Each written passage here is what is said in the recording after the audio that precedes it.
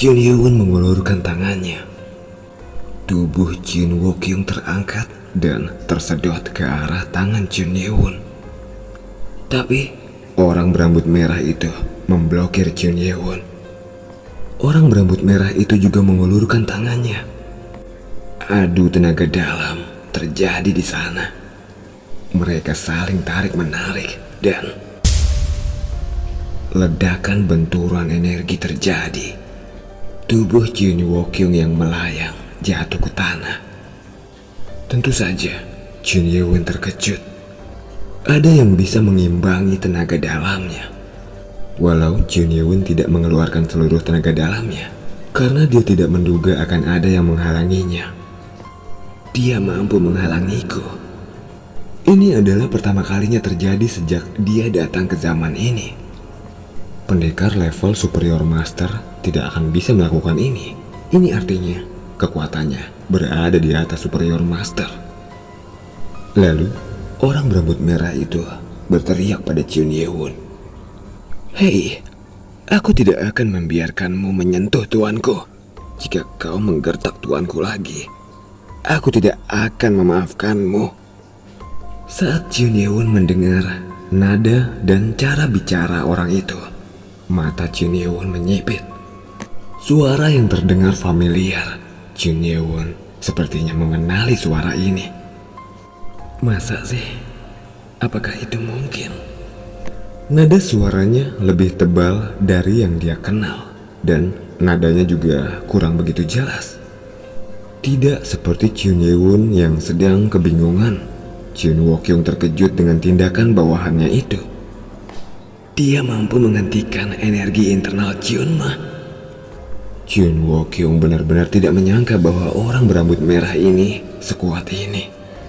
Secercah harapan kecil tumbuh di hatinya. Jika dia bisa menghadapinya, maka aku mungkin masih punya kesempatan hidup. Dia berpikir bahwa ada sedikit kemungkinan untuk menjatuhkan musuh ini sambil mengincar celah. Tapi tidak semuanya berjalan sesuai rencana. Tiba-tiba Jin Wokyung batuk darah. Orang berambut merah itu terkejut melihat Jin Wokyung batuk darah dan memapahnya. "Tuanku, apakah Anda baik-baik saja?" Aku tidak apa-apa. Aku baik-baik saja." Tapi walau mengatakan itu, sepertinya Jin Wokyung kesulitan untuk berdiri. Tubuhnya bengkak karena darah kilin yang diminumnya. Walau dia bilang dia baik-baik saja, tapi isi perutnya terasa panas seperti terbakar api. Aku perlu menstabilkan darah kilin ini. Sangat mendesak untuk menstabilkan dan mengendalikan pergerakan energi di tubuhnya. Sementara itu, dia berharap orang ini bisa menghalangi Jeonma. "Bawahan, coba kau halangi dia. Oh tidak, kalau bisa, bunuh dia sekalian." Mendengar perintah itu, orang berambut merah itu memberikan respon yang tidak terduga. Tapi, tuanku, orang itu, aku merasa sepertinya pernah melihatnya sebelumnya. Sepertinya aku pernah mengenalnya. Tapi siapa ya? Tahu aku lupa.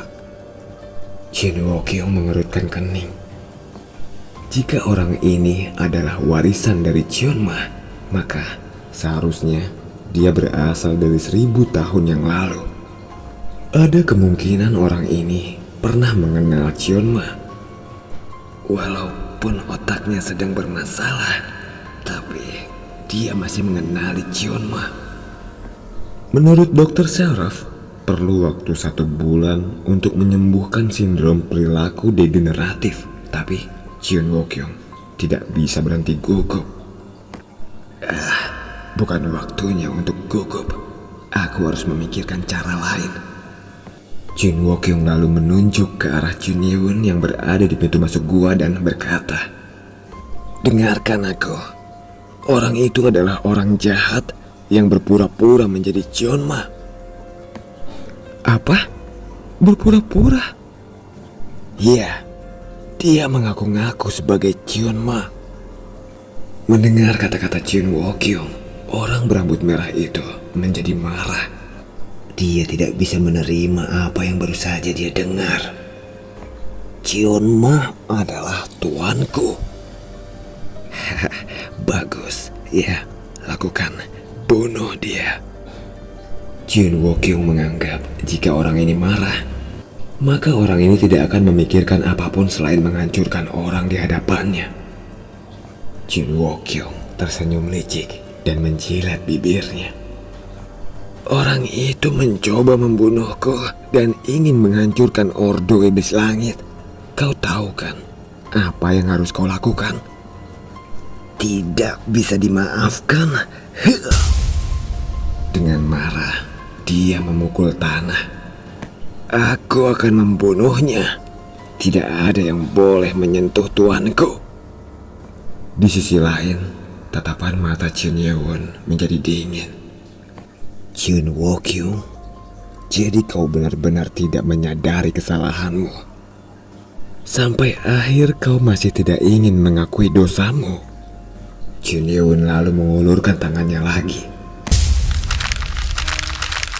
Hawa dingin menyebar ke seluruh gua dan ratusan pedang es muncul di udara. Chun Wokyung kehabisan kata-kata saat menyaksikan itu. Tidak ada lagi ampun bagimu. Kalau begitu, kalian berdua matilah bersama. Lalu Chun Ye-won mengarahkan jarinya ke arah mereka. Semua pedang es melesat menuju Chun Wokyung. Chun Ye-won tidak bisa menggunakan Sky Flash karena mereka sedang berada di dalam gua. Jadi dia menggunakan teknik ini. Sialan. Terkejut dan ketakutan, Chun Wokyung hanya bisa menutup matanya. Tapi sesuatu yang tidak dia duga terjadi.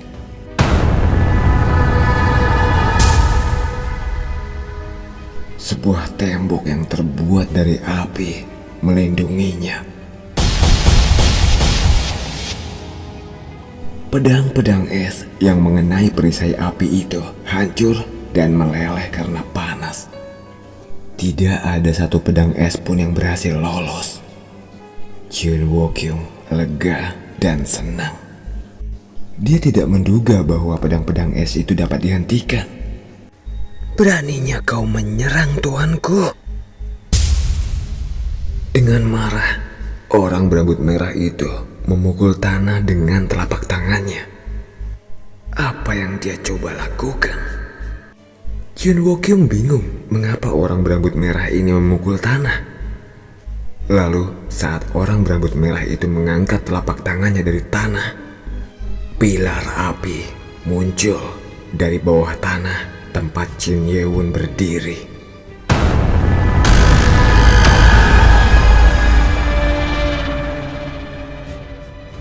Pilar api itu menelan Chun Ye-won dalam sekejap. Serangan orang berambut merah itu tidak berhenti di sana. Dia mengangkat kedua tangannya ke atas dan puluhan bola api terbentuk. Mati kau!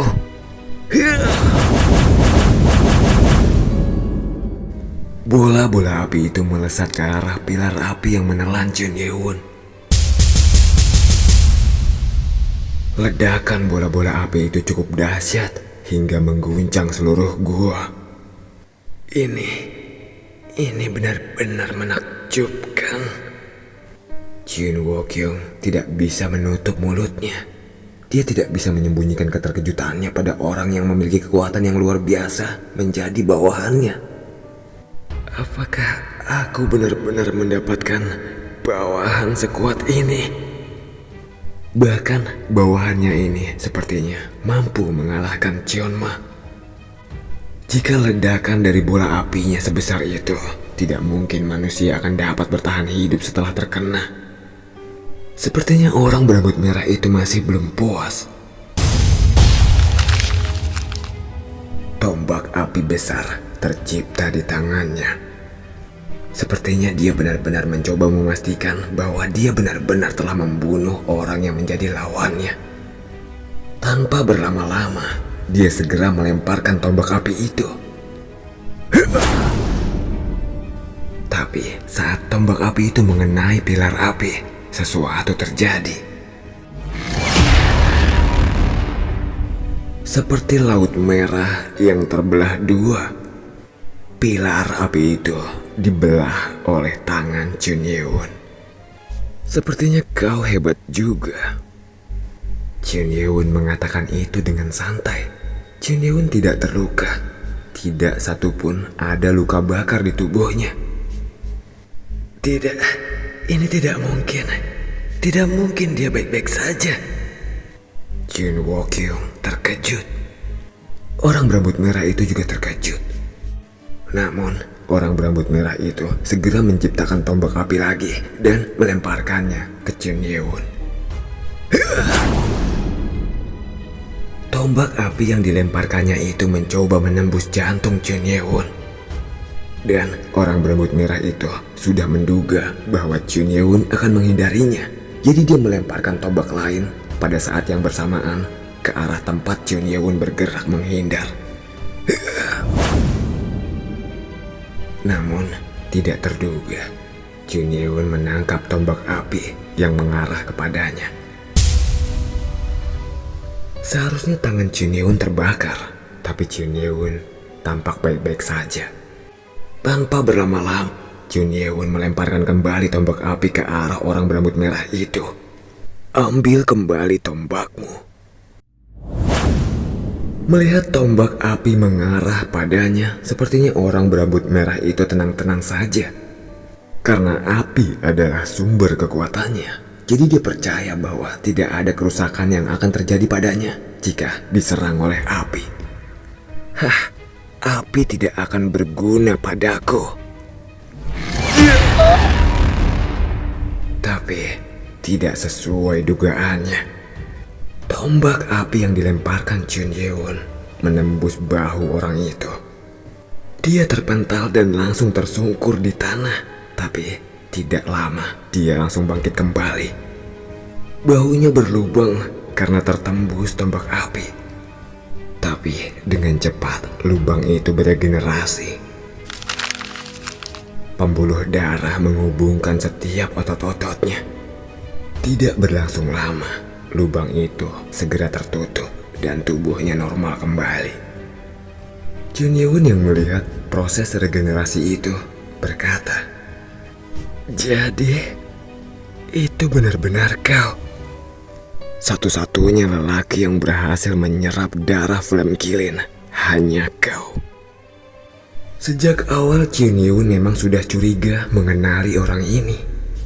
Dia mampu mengendalikan api dan mampu beregenerasi. Setauku, darah Flame Killin hanya bisa dikonsumsi oleh wanita, tidak bisa diserap oleh laki-laki. Darah Flame Killin memang rumit, tidak dapat diserap oleh laki-laki. Tanpa menetralkan darah terlebih dahulu, bagian dalam tubuh akan terbakar dan pasti mati.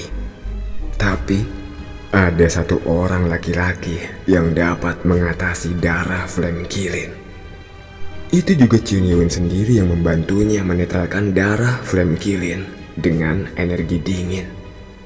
Satu-satunya lelaki yang berhasil menyerap darah Flame Killin menyebut dirinya ajudan Chun Ye-won.